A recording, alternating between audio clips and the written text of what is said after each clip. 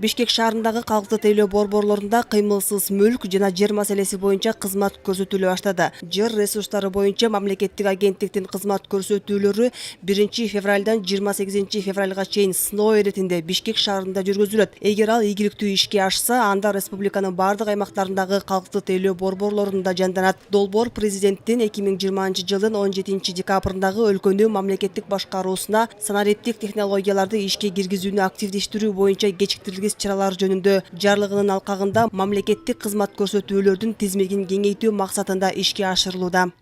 Ошол Бишкектеги калкты тейлөө 4 чоң калкты тейлөө борбору бар. Ошол 4 чоң калкты тейлөө борборунан ушул биздин мамлекеттик жанагы жер ресурсунун 4 кызматын азыр биздин калкты тейлөө борборунан алууга мүмкүнчүлүк түзүлдү. Инфоком мамлекеттик ишканасынын 24 калкты тейлөө борбору бар. Бул бардыкта ушул пилот негизинен кийин биз бардыгына тең жайылдырууга иш жүзүнө аткарууга иштеп жатабыз азыркы учурда.